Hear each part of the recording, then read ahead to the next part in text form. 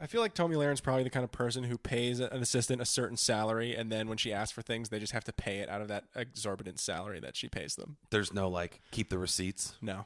Just buy me a McDouble! And you have to go and... You think that bitch has ever eaten a McDouble in her entire fucking life? I don't know. I don't. I think the only McDouble she's ever had was when two Scottish guys fucking tag teamed.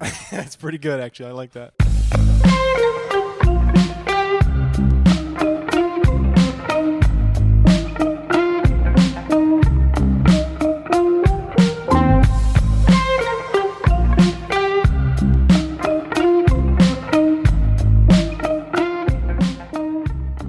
Elaine, have I ever told you the story of how I got fucked in the ass by a pygmy tribe? Mm-hmm. I had insulted their local chieftain, and as punishment, they ran a train on me at spear point. I'm putting it in the catalog. Made love to on a pile of inoculated arms. And this beautiful satin, I don't know, cravat. Yeah. These galoshes really got me through. Priced at $79.95. Elaine, have I ever told you the time that my mother suffered from vaginal dryness? It's breathtaking and azure. The only thing that made her feel better was this Delarobia blue set of bloomers. Write up 500 words on it. I always think that was the fun thing about Seinfeld, that I was always like, that, even though it's a comedy and you're not supposed to take it serious, I was like, how do they find these jobs? Like, George starts the show and, like, he's not doing anything and hasn't done anything, and he's living at home, and then he's working for the Yankees. Well, that's, like, in the middle of the show. I think at the beginning he was working for that Kroger guy. Right. And he gets fired. He just keeps showing up to work. That was a great Larry David thing. Yeah, which is so funny because he did it. I just think about that. Like, I think about that shit, and I'm like, man, people had more interesting lives than me, and it makes me sad. Well, people, like, felt confident taking a risk, and I don't know what changed where people just like... You can't afford to do that anymore, man. You can't afford to lose your fucking job in the entertainment industry and walk away whole anymore. You can't fucking do it. You can't even do it in industry, in business now, unless you're like one of the higher up people. Like, I don't need this company because I was the head of this department for 7 years. I can go translate that somewhere else. I don't really need this anymore. You know, that'll translate into other work. But that's assuming you give a fuck. I was a coordinator in this position where I was a latchkey fucking, whatever, and I was a workhorse, but guess what? There's 100,000 other people who have the same fucking credentials that I do. So we are seen as disposable. And, so you can't take risks anymore. You can't take those fucking risks. Imagine if SNL hired us as writers. And there was something like I would regret it immediately. Well, think about it, dude. Like, we're there and we're actually making money to write humor, and we like turn it shit around. We're like, we're gonna bring this shit back to when it used to be funny, in the fucking 70s. I don't even think it was that fucking funny ever. Really, honestly, it was different than anything that was on TV. Okay, now that's fair. I like the Will Ferrell days more than anything. When he was doing the Jeopardy shit, I thought was funny. A lot of his skits I really enjoyed. I liked him. I like some of the craziness of like Chris Kattan's roles because he was willing to go for it. They were just outrageous. They weren't particularly ha-ha funny, but they were sort of not akin to secondhand embarrassment, but like that sort of weird, like subversive kind of humor. I don't really know how else to put it. What I'm trying to say is, imagine getting the chance to be like, we could come on that show and write good skits and write things that are actually funny and get them seen by millions of people. And one day some dude comes out and just fucking shouts us down. We're not going to look at that writer and be like, we just fucking killed it for 3 weeks on this show. Everyone's loving the stuff we're doing. Fuck you. We're out of here. We'd probably take our lump and go, oh, fuck. But we would take the opportunity to keep doing work. It would probably, I don't know how well we'd be able to stand up for ourselves against something like that. Yeah, but that's on you. You can choose to be like institutionalized and not back down to a fucking prison rape. Or you can go, I don't need this fucking job. If I'm really as good at this as I fucking am by the proof that we have from the last 3 weeks, that every sketch that we wrote, everyone fucking loved, and we can go do our own fucking thing. And people will follow us. In today's day and age, yeah, you're probably right. I don't like SNL because everyone treats it like, it's so homogenized now. Lorne Michaels is a fucking kingmaker, and he's the tastemaker in comedy, and SNL is a launching pad for a Hollywood career. Like, it's not a farm team. It should just be its own thing. You're on it for as long as you enjoy it and are viable. That's what it's become. It's what that's been since the beginning. Well, it's because literally the first season, Chevy Chase then left to do his own thing. True. Well, it's like it's undeniable that there's been some great shit, like some great actors, not necessarily great, but great comedians that have come out of SNL. They just have. So I think it's arguable to say that now it doesn't matter whether they're churning out great people or not. Those people are going to get roles. It's hard to say. Like, you look at the current cast, and I go, the strongest person they have is Keenan. And it's only because he's been doing that shit forever. And look at that, why is my battery running low? What the fuck? I've got it plugged into the wrong thing.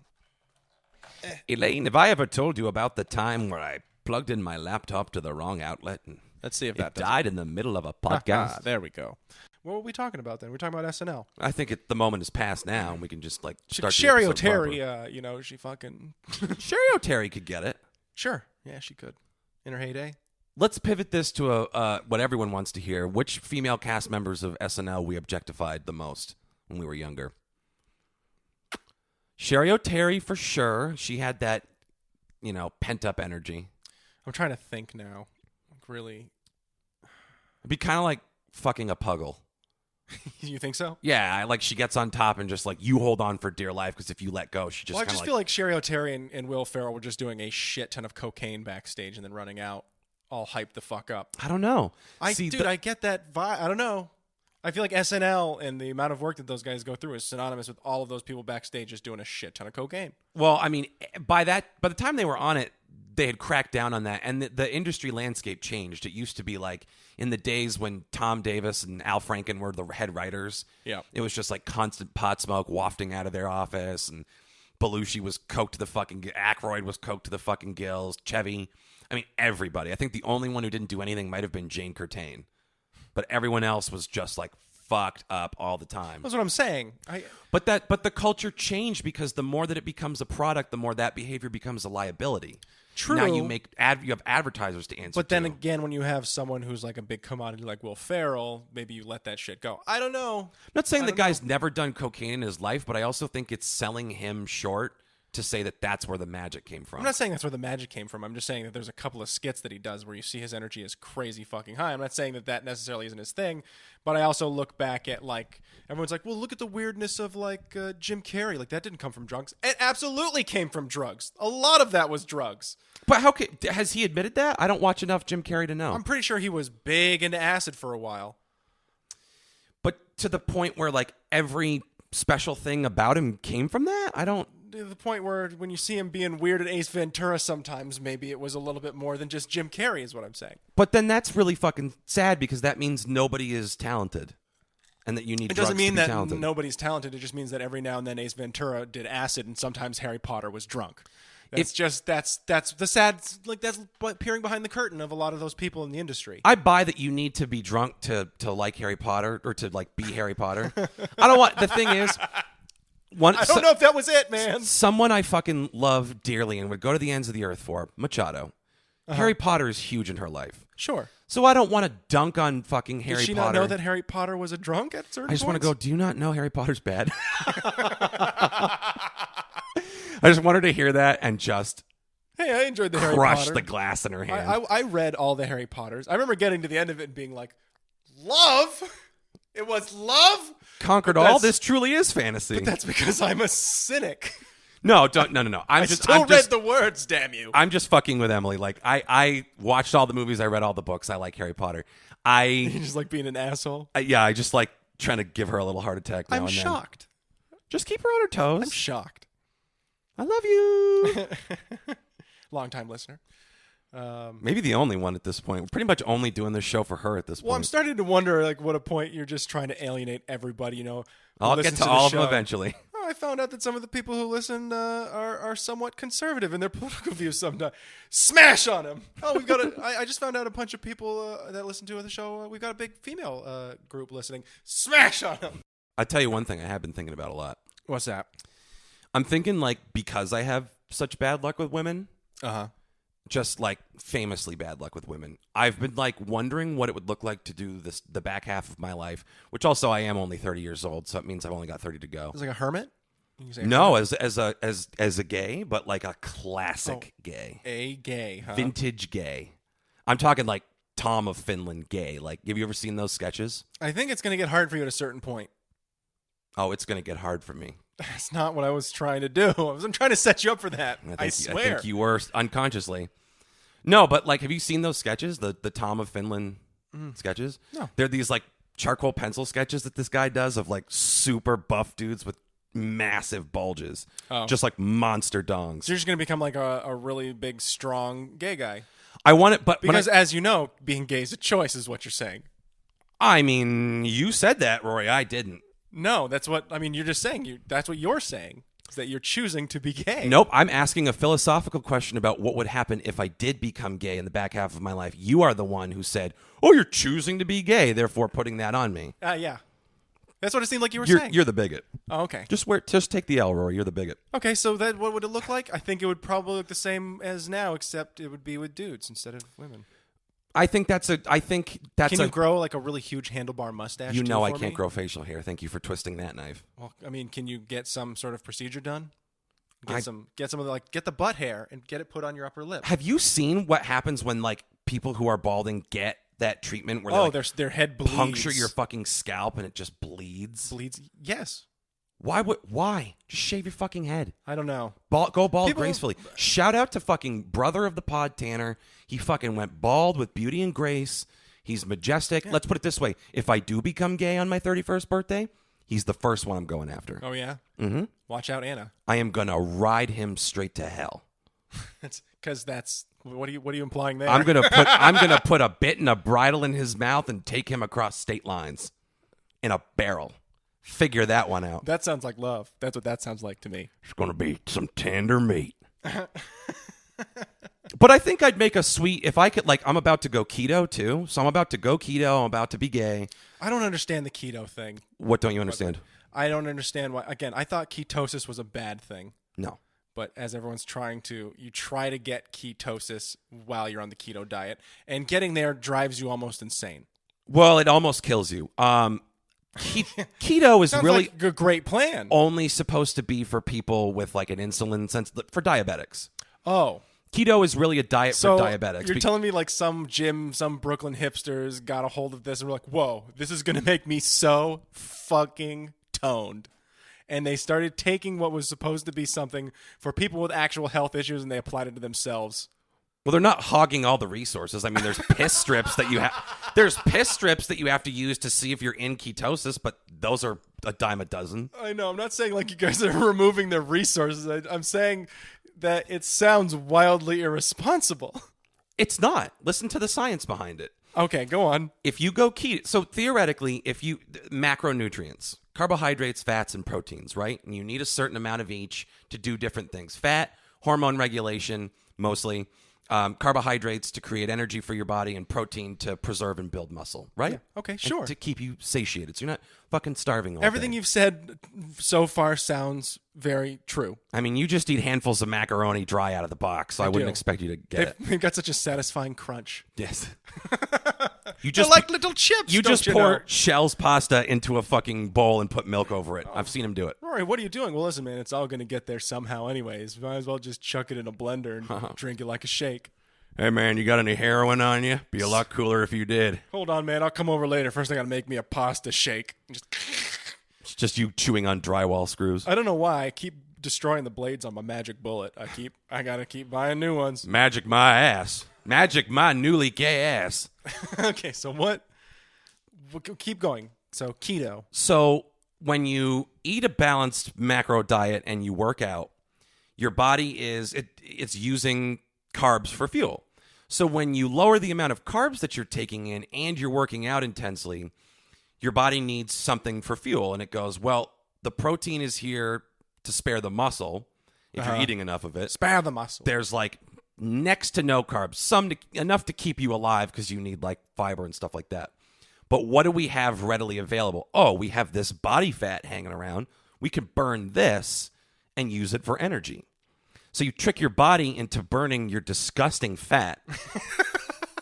My fat is beautiful. To peel away the wax and reveal the statue underneath. Oh, is that how you see it? I have abs of steel. They're just hidden by this. So it goes after the fat and it doesn't like go after your muscle?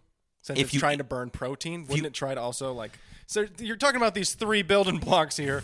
Why is it just like, well, let's go after the fat? Like, why isn't it just like, let's burn the muscle in his arms? Well, it will try to eat your muscle if you don't have adequate nutrition. So you need to be eating enough calories and enough protein. A shit ton of protein. Yeah, I mean, you should see the amount of fucking protein I have to eat every week. I'm 250 pounds. I have to eat 250 grams of protein. That's a whole chicken breast. That's like 6 ounces of fucking beef. That's a piece of fish. Steak. That's 6 eggs. Like, eat a lot of steak. You got to be careful of the red meat. Yeah, get that red for the old ticker. Oh, I have 30 more years to live of getting fucking my boy pussy turned out in airport bathrooms. So I'm going to enjoy every one of them. What are all these stars on this map for? Nothing. Well, see, again, so you're just basically cutting out one of the important things you need and hoping your body eats the fat instead. That's just what happens. It does that. And then you piss on the strip, and if it turns purple, congratulations, you're in ketosis. And now ketosis is just the state of your body peeing out your fat. It's burning fat as a fuel source. It's burning stored fat as a fuel source.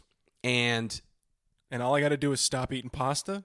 All you got to do is have 2 weeks of flu-like symptoms and cognitive fog, and after that, you're beautiful. So I already did that with the coronavirus, so what's another 2 weeks? You're going to feel like you've got the Rona for 2 weeks, and then you suddenly start getting dates. Oh, good. That's awesome. That's the only thing that's been keeping me from not getting dates. You want to do keto with me? I don't know if I do. If you did keto, dude, you'd be like at 2% body fat by Christmas. I'd be so stringy and sinewy. Oh my God, look at that man. He's so sinewy and pale. You can look like you do heroin without ever having to jab a needle in your arm. That's great. I mean, tell me I'm wrong. I didn't know they were filming a Tim Burton around Vermont. Look at that. That's so fun. What scary monster are you? Get away from me. Oh, he's so believable. Is it an opioid-addicted ghoul, Jack? I feel like if I were to ever I'd be one of like those unfortunate bastards who has like the really weird shaped abs. Like, what's that gap in the middle? I don't understand that. That is called diastasis recti. Oh. Pregnant women get that. That's fucked up. Because the you have a name for it. Yeah. Well, I don't have a name for it. Science has a name for it. Oh, but you knew the name, I guess. Well, because one of my first clients in Manhattan when I was training, no big deal. I was a personal trainer in New York City, which basically makes me better than you. I was hobnobbing with journalists and rich people. I was training pregnant women how to fix their stretched out bellies after childbirth. Yay. And yeah, there's like specific like exercises in a specific way you've got to breathe to like help that fascia in between your rectus abdominis is your little Lego brick abs. Rectus. I know. Rectus, damn near killed us. I'm saying that would be what would happen to me. I'd get like one of those like weird misshapen abs. You'd be like, I feel like he's missing one somewhere. No, that only happens if you get like, if you were to do like what the guy from Always Sunny in Philadelphia did, and you gained 60 pounds in like a month, you're just like slamming like 12,000 calories a day, and you just blew the fuck up. You'd become probably pre-diabetic, pretty bad. Ooh, that sounds fun. And you'd like it's and then rapid, I end up on keto rapid. anyways. Yeah, I mean keto will be there waiting for you. You can have little abs that droop off your belly like udders. That sounds pretty brutal. You have to work out with it though, and it's like effort sounds like I want to slide into the end of the world where when it comes to take me, I'm like, well, I guess I should have prepared, but at least I understand. Just like early Mad TV Will Sasso big, and I'm just like, oh well, get lemons. Yeah, and the zombie horde just rolls me over. Honestly, whatever it is. People say like, oh, if you're fat in the zombie apocalypse, you'll be a treat. Untrue. You really think so? You'll be all fat. They can't eat that. Zombies they can make candle wax out fat. of you. What? The zombies will love that fat. But the people. You're talking about cannibals? I'm talking about like cannibalism. Like, oh, in the apocalypse, I would be eaten. Because yes, I obviously agree. Zombies have no sense of reasoning. You put that in soup or something. I don't know. The fat? Yeah, you render it in some way. You make like candle wax out of it. Okay, so or soap. Yeah, you make a bunch of Rory soap. That's what's cool about keto is you piss out your fat and you can make it into soap. Is that? Are you going to do that? Make yourself a little. Make yourself a little Koch candle. I'm gonna make pee-pee soap, and we're gonna sell it through the Skimbo Lounge. We're gonna make an Etsy. Yeah, it's gonna be great. It's gonna be artisanal piss soap. I'll add nice colors to it. Oh, look at this one. It's lavender. Oh, it smells awful. Oh, why are they all brown and smell like asparagus? What are we gonna name that soap? I mean, I like pee-pee soap. I thought we were going to like Keto Koch's pee-pee soap or something. Keto? Wait. Keto Koch's cleanliness, so it can be KKK. No. No. Gotcha, Chalamet. Yeah. Gotcha. Listen, I don't even pretend I set you up for that. You don't have to set me up for anything. You monster. I'm sticking and moving. You monster. Today. So yeah, that sounds great. We got so far off of my original thing though, which is that I think I'd make a super sweet like Village People 70s like macho gay guy. I'll have to glue on a mustache every day, yes. And then just get like the leather biker cap and the aviators, no shirt ever. You got to start now. I would say like it's weird because when I lived in San Francisco and I started walking around the area all the time, I did not realize one time that I'd walked into San Francisco's gay district. Is that the Castro district or am I imagining? I think that's the Castro district. I can't remember the name of it. Like I don't. The meatpacking district. But I just like I eventually like it was one of those things like I don't understand. Like again, I was standing at an intersection and a dude similarly dressed to what you're talking about like started flirting with me a little bit. And I was like, everyone's so nice over here. And I didn't understand it. And then like you look up and like every second floor is all pride flags and everything like that. I was like, I'm a dumbass. I'm in the gay district. I should not have yelled that. You're just standing in the middle of the sky. I'm in the gay district. It makes so much sense now. Even the homeless people are so cheery and clean. No, they were pretty. They just have signs that say, I need money for glitter. No, come on. We love you, San Francisco. Saying, that's what you should just move out to the Castro district. I mean, if you can afford it. That's like where the rich gay people of America move is San Francisco, man. Nope. I'm going to be the gay guy that lives out of his car. Spends all his money on costumes. You just got to go meet a nice guy who works for Apple and you can settle down with him. Of course, then again, he's probably got the sense to commute into the city, so he's probably not, I'm not living in Jersey or Connecticut. That's fair. That's a non-starter for me. Oh, okay, I see. Well, also not going to spend the back half of my life being gay and monogamous. That sounds awful. I mean, you never know. Maybe that's the type of, you not at first, but then you realize, like, just because they're gay doesn't mean that their relationships can't hurt as well, and it really breaks you down. After a couple years, we're like, why am I doing this to myself? I should have more self-respect. And you do this every time. And eventually, you stop going back to Terrence or whatever his name is, and you realize, you don't have to be living your life like that. And you meet this nice guy, and you settle down, and look at him, he happens to work for Apple. I don't know why we keep going back to Apple. He's doing great. Have fucking stock options with them Head or of something, department. bro? I thought about it for a while. I really did. And you settle down. You get a border collie. You guys get some land, maybe in Oregon. Maybe a peach orchard. Oregon. See, the thing is, I think the thing is, rather than being a straight guy who gets hurt all the time in relationships, I will become a gay guy who perpetrates the heartache. Because I will absolutely you're a monster. Get with a guy. I'll get with Terrence. And he will sell all of his stock in Apple. It's not a lot. Nothing's ever been worse, though, when my gay friends are in that kind of turmoil. They always seem so much sadder than I am. I'm like, man, she broke up with me and my heart's broken. But like when when some of my gay friends in college like were having guy troubles, they seem to care way more than I ever did. So you're an asshole. You're a real monster. Because to break kayfabe for a minute, it's 1,000% harder to date gay. Because, of course. I mean, everything about it is fucking way harder. So I understand why I went through that. But to step back into the comedy for a moment. And I have a hard time just dating women, so I can't even. That's what I'm saying, man. And I think this isn't helping either. I don't think I have any recourse to mistreat women because I obviously don't know how to deal with them. So now you're gonna mistreat men instead. But I know exactly how to mistreat a man and make it count. Well, you know how to hurt him. I think that's why it hurts so much more. Yes, I know where to stick the knife on a man. His penis. It takes some women years to learn just how to break a guy's heart. And I've learned from the best. So I'm going to let Terrence take out all of his stock, and he's going to buy the peach orchard, and he's going to be like, oh, I can't wait. And like, it's going to be so great. And like, I've been looking at the border collie adoption online. And you've been cheating on him the entire time. Exactly. And he just catches me with 9 guys. 9 specifically. 9. And here's the fun twist. Whore. The border collie. Oh, you whore. That we went to Louisiana to get from a high kill shelter. Oh. And it was there. High kill shelter. And it is very allergic to peanut butter. And we did not know that ahead of time. Oh, you sound, that's not great. Actually, I'm a champion for equality because I'm going to show that gay people can be very evil. was going to say, there's somebody out there who doesn't like this story, and I just want to let them know that they're also kind of assholes, because everybody has an equal opportunity to be a monster. Yeah. And that's what this was all about. I'm a gay monster. Yeah. Maybe that's the title of this episode. I'm a gay monster. I don't know if people will like that. I don't... It's just a picture of Harvey Milk as Frankenstein. I was saying, it's just a picture of Bert and Ernie. Bert's, they're just yelling at each other. Throwing a fucking cast iron frying pan at Bert. Yeah. Get out. Why are you so withholding? Cookies in the bed. I found crumbs. An ocean of them. Where did these big yellow feathers come from? This is how we got bed bugs. Sorry, Bert. Get out of here, Snuffleupagus.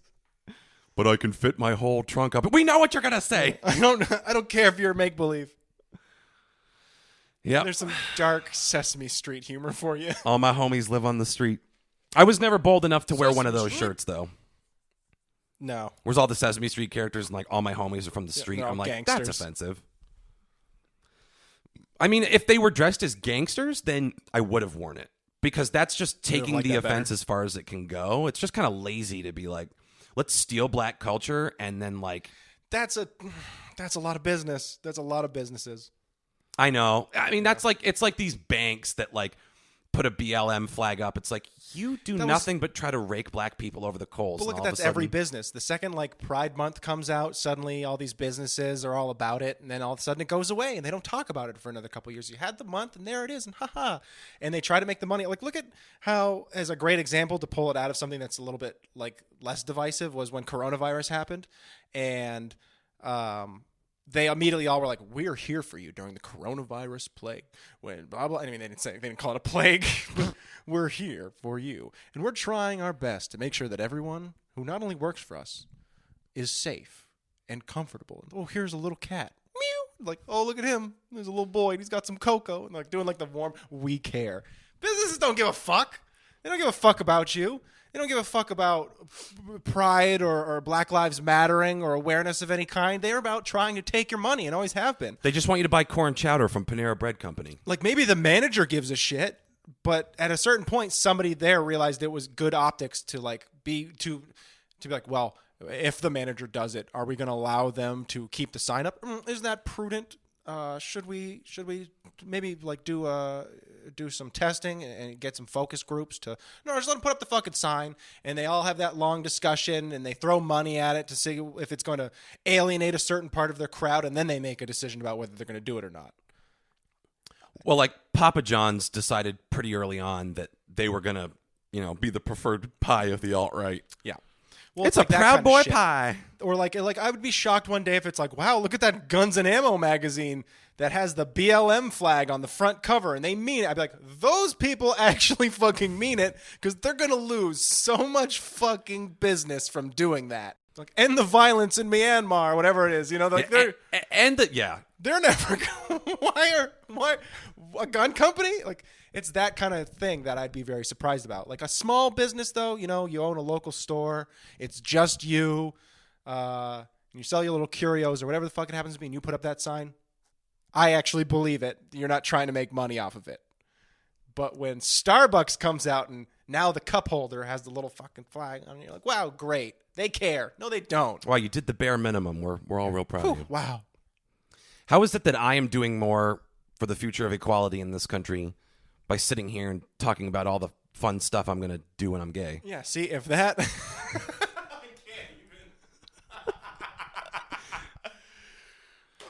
That's what you were doing with that whole thing. 2 weeks. My birthday's in 2 weeks, and then it's like werewolf. It's going to be like Teen Wolf. If you guys didn't know that that's what his goal was with everything he just said, now you do. Bringing it home. Whew. Dude, it is. I think that's actually hilarious. Sweating. It's like Teen Wolf. Like, my birthday happens. I'm in the bathroom. I'm like, what's happening to me? And all of a sudden, I turn like really gay. Like, really gay. Really. That's the point. I turn really tan, and all the hair falls off my body. And my dad's like, what are you doing in there? I'm like, don't come in here. Oh God. And my like pants rise up and just get shorter and shorter. I don't know how it would be the difference. And then I answer the door, and it's just my dad looks exactly the same. It's exactly like Teen Wolf when he answers, and his dad's a wolf too. It's just my dad in a mesh tank top with nipples nipple got piercings. Something to talk about. We need to talk, son. So what does that have to do with my age? Like, well, I admit it's a bit of a plot hole. See, when the men in this family turn 30, I don't know how to tell you this, but we get super gay. I've been fighting it for years. Your mom was a grade A beard and a terrific mother. I feel super bad for all the horrible stuff. Now begins a new portion in your life. Let's go to the bathhouse in downtown Barrie. Oh, jeez. In a sewer. And that's not a knock on gay people. That's a knock on Barrie. Oh, lovely. Where we are obviously from. And to carry the Sesame Street motif, it's just Oscar the Grouch in the fucking bathhouse of the sewer, and it's just piss in his little can. And he's ladling it on himself, just hot piss, being like, the boys are out tonight. That sounds horrifying.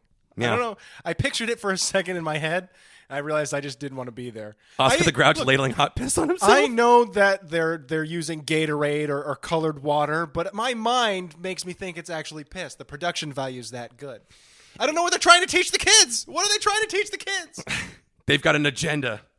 That's the thing. I love that people get jacked up about Sesame Street having an agenda because they did a Muppet. PBS are leftist commies. Well, yeah, that's their argument is because fucking they did like a Muppet with AIDS. They're and a trying Muppet to teach with my autism. kids to read, sons of bitches. They're trying to teach my kids to be tolerant of other cultures. Fuck that. We know what the count is. He's a vampire. Does math. So Yeah, he's the HIV positive Muppet. No. Really? Well, the whole blood thing. My T cell count. 1, 2, 3 T cells. Oh, that's really, really sad. I'm just connecting the dots here, buddy. That makes me really sad. Oh, it's been a long time since I watched an episode of Sesame Street. You have nieces. How have I seen one more recently than you? Sunny days. We should start writing for them. They're like, no, you're fired. Immediately. I still really want to do Tucker Carlson's Sesame Street. I did that on a couple podcasts ago. I was riffing on like Big Bird's an Eagle, and he's got like big hard on for open carry. I just walked around. It's your right as a citizen. What's the name? I'm not even going to go there. What's the name of that piece of shit who got away with shooting those people? You'll have to be much more specific. Exactly. Much more specific. Yep. George Zimmerman. All lives matter. Wow, he's just up there. He's just a big bird. Cookie Monster. Blue lives matter. Yeah, exactly. It's just Cookie Monster and George Zimmerman doing a PSA for the cops. Yeah. Oscar the Grouch gets a job as a policeman. If you're not doing anything wrong, you don't have to worry about us. He's just voiced by Adam Carolla now. Look, statistically, the blacks kill each other more than we kill them. Oh, no. Oh, no, Adam Carolla. Just Tucker Carlson in a sweater eating it up. Can't wait to go home and beat my wife and kids later. Allegedly. Oh, that was Bill O'Reilly. Yeah. He was the one that was, allegedly wailing on his Who'd kids. you say, Tucker Carlson? Yeah. Yeah, Tucker Carlson's the guy who had to go to court to prove that his show shouldn't be taken as real news in order to get him out of a lawsuit. So if you're believing Tucker Carlson for anything he says, I got news for you, and I just said it. I hope you're paying attention. Come on, seriously. I think Tucker Carlson goes home and his wife beats him, and that's the only way he can get hard. I was going to say, and I think he likes it. He just needs to be totally emasculated. He projects that energy on TV where he's like, look, I'm right. It's the same thing with Ben Shapiro. It's a righteous indignance that follows them, I think, probably through their entire life. Gets home. Oh, great. Here we are. Brussels sprouts. That's fantastic. Again, and his wife comes up to him. Oh, great. So happy to have you home. We're out there educating the masses again, and they just fucking hate fuck each other with sarcasm and that sort of like holier than thou condescension. And it translates right into the bedroom, obviously. Ben Shapiro's wife just balls him up like a tissue and stuffs him right inside her pussy. And it is wet as fuck when she does it. I was going to say mention how dry that sex must be. Just Sahara level, uncomfortable, penis through the sheet, takes dry. All the skin off on the way in. Make room for Jesus. Now this is what God intended. Even though he's not Christian. Yeah, who's their deity in Judaism? Is it still God? Yeah, it's just, I mean, isn't it? Yeah. It's the same God. It's Old Testament versus New Testament. Yeah, the three Abrahamic religions all have a God. The Muslims just call it Allah, right? Yeah. All right. Good to know. And they came last, so they're the most right, obviously. Yes. Yes. I would agree. This is a mostly Muslim podcast. This is that's the one group you will never see us even attempt comedy on, because Rory and I are both Muslim. So. Yeah. So watch what you say. We hold you to a different standard. Mm-hmm. Or, yeah. We hold the podcast to a different standard. Don't depict the prophet. Can't depict the prophet. Yeah. Yeah. Very good stuff. Where's our award for this podcast? Yeah, we're both pro-Israel and pro-Muslim, because we're Muslim. So figure that one out. Yeah. How does that even work? You tell us. Yeah. So where's that hate mail? God damn it, you guys. We don't want to do this anymore. I have 2 goals, okay? Again, nobody writes emails anymore. I want to stop doing this podcast, and I never want to be employed again in my life. So please, cancel me because of the things I say. I know I always say this is a comedy show, but cut that out. Remove the context. Show this to potential employers. I don't want to work again. And I don't want to get money from the government. Use my words against me. Use my words against me. Like my hero Lindsey Graham said, the Rose of the Carolinas, someday use my words against me and shove it in real deep like. Yeah. And twist. Yeah. That's a big thing, apparently, is that and then someone goes, click, and turns off this podcast. As you said, I'm sorry, sir. You do not get to work at Arby's. And you're like, I'm at the end of my rope, man. Come on. Please, that was a bit. And then they turn it back on. Also, fuck Arby's. Yeah, pieces of shit. Roast beef sandwiches. What the fuck? Fucking Arby's. Disgusting. I'll show you we how have to the meats. Tell you who's got the meats. Ben Shapiro's wife. That's what she calls it. I can't even believe he said that shit. What, Ben Shapiro? That a pussy shouldn't be wet? Yeah. I mean, that is just insane. What's the context there, Ben? If she's afraid and running away? What is... The cognitive dissonance that it takes to go on television and say having a wet vagina is a medical condition. Look, a vagina that pours liquid so bad that you need a fucking drip tray or a diaper. Well, we've seen those people with hyperhidrosis who have the sweaty palms always. Yeah, those people that's an actual medical condition. So yeah, I'm sure there's some out there. If that's happened in your hush, then yeah, you've. I would say yes, that's probably a medical condition. That was my favorite. A hush. That was fun. I'd never, of all the things you would have. I was gonna say la la, but that felt a little juvenile. Yeah, we would also accepted cha-cha, which also a little juvenile. If your cha-cha puss is just a little too moist. Well, that just negates it when you say puss after it. But the guy has children. Yeah. And his wife's a doctor. And his wife is a medical doctor. She's just sitting there sweetie, yes, that's what that means. It's totally normal for you to not arouse me in any way.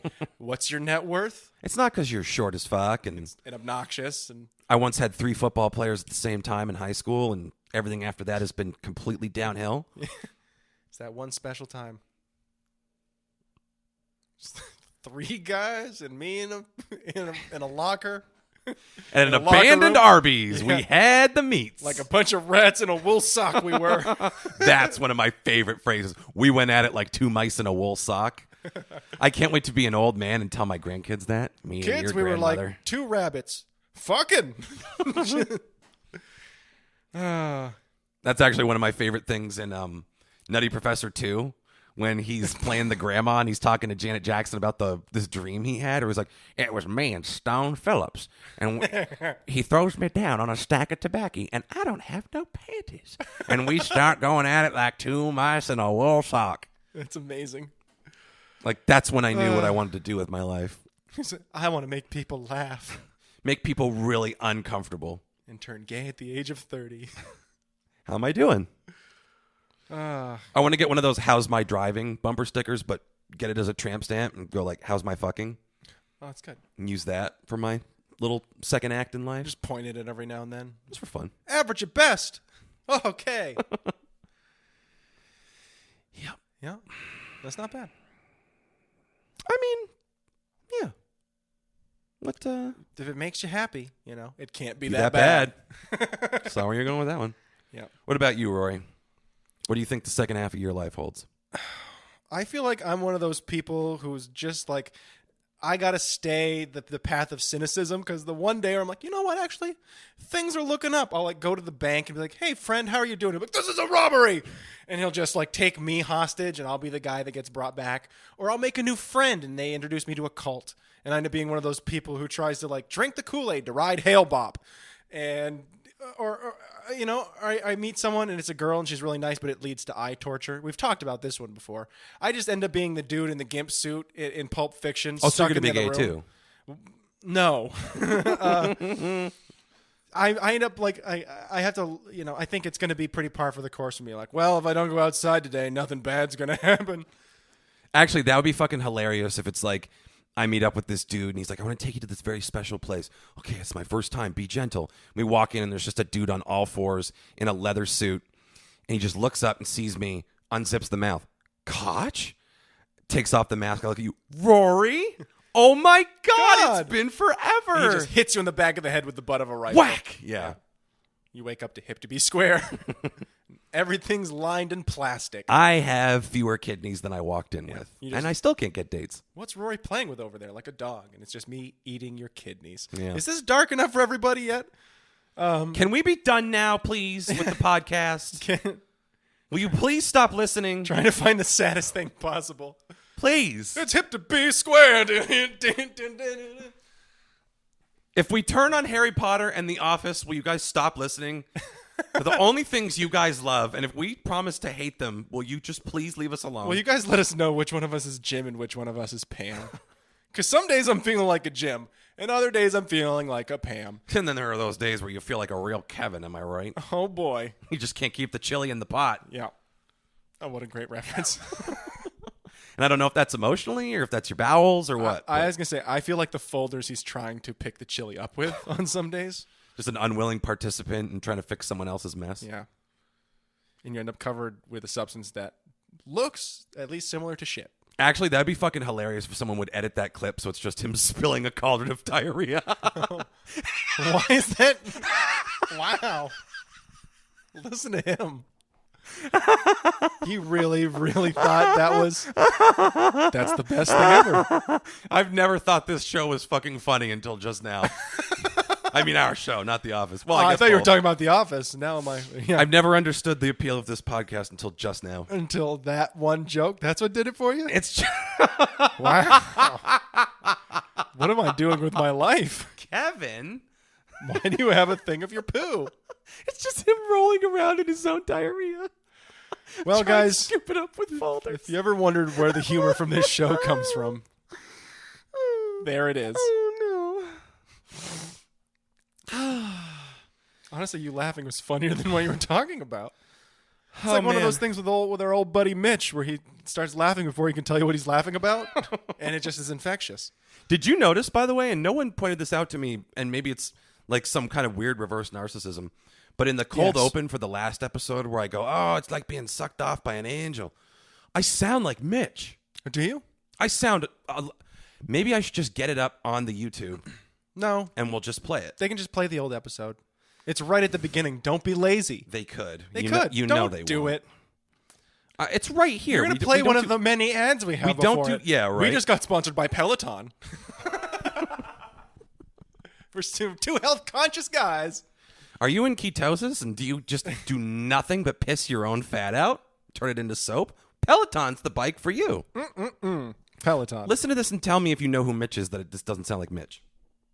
Oh, it's like getting sucked off by an angel. Okay, there's a little bit of Mitch in there at the beginning. Up until the angel, it's just, like that. That sounds like Mitch. There's a little Mitch in there. What do you guys think at home? Send us the number 1 if you agree that Koch did sound like Mitch. The number 2 if you say that didn't really sound like Mitch at all. And number 3 is, who's Mitch? Yeah, do you even know who the fuck Mitch is anymore? We got to get him back on the show. Yeah, we'll have to drag him in. Get him to read some ad spots. Mitch here for the diarrhea pot. Why? What is it? All right, that's it. I might just call this episode Diarrhea Pot now. I'm just going to have a picture of Kevin carrying a big pot of stool. It's not that funny. It's not. I don't understand. Just him with a big giant pot that's just slopping fucking liquid shit over the edge. Why is that so funny to you? I don't understand. Why would he be doing that? Because that's why it's funny. Because why would he be doing it? Because of the ludicrousness of him. All right. Chili wasn't enough for you. It had to be poo. It's never enough. It's what chili becomes. Okay. That's what we'll call this episode. What chili becomes. I feel like we've got enough material, right? Yeah, sure. We can be done. I feel like you need to go mull that one over a little bit. Now it knocked a lot of energy out of you there, buddy. I need to go back to church is what I need to do. I think this is the sleep deprivation hitting you. It's a thing of poo, and you just can't stop laughing about it. Yeah, it's 3 hours of sleep. Honestly, it's more like there's like 7 hours of sleep this weekend. Every listener out there went, okay. Oh, let's just call this episode sleep deprivation. Yeah. Well, you probably had your 8 hours. I got a couple. Yeah. You kept it together this episode. I usually wake up in the middle of the night, and then I'm up for like an hour. Let's see what's on Reddit. What wakes you in the night? Just anything in particular? Shit. No, I just wake up. Just a full bladder? No, not even really. I just like consistently wake up at some point during the middle of the night. Is that what it's like to get old? Maybe. I'm not that much older than you. Maybe that was my thing when I turned 30, is I just, from now on, just wake up in the middle of the night now. Spider-Man, what? It just gets more and more frequent. Maybe you have that Italian sleeping sickness. Have you ever heard of that? No, don't do this to me. Where, like, they just eventually become such insomniacs that they go insane. They can't sleep at all. They like physically cannot sleep at all, and it just kills them. Great. So I've got that to look forward to, is what you're saying. Because I go to bed right now. I'm going to bed around like 1 because I've got nothing to do. Yeah. And I wake up around 9. You know. I went to bed at 4 last night. That's why I sound like I inhaled like 5 cigars. It sounds like you're just projecting onto me. Yeah, that sleep thing that you did? I slept 4 hours last night, but it's not me. You're the thing. You're destroying your body, Rory. Your family hates you. Yeah. I mean, yes, but that's another episode. So, you got this other podcast you do now. Sure. Progressive Rants. Do you have any previews for us of what's coming up on the show? No, just a lot of politics. Oh, yeah? Yeah, we might do some episodes about the Electoral College in the upcoming election. We were thinking about going live on Twitch election night and just having a talk about, a lot of depressing stuff. And I tend to ramble. They've been having a hard time with editing because of me, I think, specifically. You have a tendency to ramble? Go figure. So, that's up. And then you've got your podcast. Yeah, the music podcast. We got a review of Run the Jewels, RTJ4, and Leanne LaHavis, her self-titled album. What coming fun. out this week. Yeah. Yeah. Big stuff. Mm-hmm. Professional podcasters. Who'd have thunk? Yeah, look at that. Coming out of the woodwork. We getting paid yet? At least the government's giving you money. I didn't get squat from those fuckers. That's the only reason I'm getting it, because they realize I have no other source of income. That's going to end soon. Well, yeah, and I listened to your first episode of Progressive Rants. I liked it quite a bit. It's just me being very depressing and cynical about politics. But it's totally... I'm very good at it. No, it's a weird phenomenon because it's a totally different Rory. Like on this show, there's always this very impish kind of thing that we both do as a comedy show. But then, on that one, it was like very stark. I'm like, wow. Rory's like, without me train wrecking it, be like, what if Joe Biden was gay? Like Rory can like get an actual thought out and it's coherent and makes a ton of sense. So... Yeah, if you like talking politics, at least from a progressive standpoint, I mean, we aren't super pro-Republican and we aren't super pro-Democrat. We're kind of looking at everything from a very objective standpoint. In a way, we think, we're trying to look at politics from the bottom up. Like, look at the people who kind of get stepped on and how they think about this kind of stuff. And real kind of realistic and kind of almost depressing stuff that we try to avoid on this podcast. Yeah, because you guys were like, No more. Please talk about being gay and cauldrons of diarrhea spilling. Yeah, and that's what we aim to please. We delivered. So that's where we've been. Unless they're like, please go back to the politics. Yeah, please. After that last episode, we really we contacted some support groups that are going to be giving you guys calls. We called GLAD, and they are going to come down on your asses. And I go, don't threaten me with a good time. Oh. So, I think that's that. I think we should make a substantial donation to GLAD after this episode, quite frankly. I think you should make a substantial In for a penny, in for a pound, baby. You're on the show, too. Your name's on the marquee. Guilt by association. Listen, I didn't kill the guy. I just called his phone and told him to come over for sex. It's all the other guy who told me to call him over for sex who bashed his brains in with the hammer. He's the murderer. I mean, it's a pretty clear distinction. I think we're just haggling over the definition of murder at this point. Like, no, we're not. You're guilty. Clack. Clack. Well, that is fair. That's as good a note as any to go out on. So you got anything else before we ship off to Boston here? Nope. Out on That Line podcast, progressive rants, and apparently I killed someone with a hammer. That's pretty much all there is to it. Guilt by association. Maybe we'll call the episode Guilt by Association. I didn't swing the hammer. I didn't swing the hammer. All right. That was depressing. Let's be done. All right. Until next time, thank you. Go fuck yourselves. And goodbye.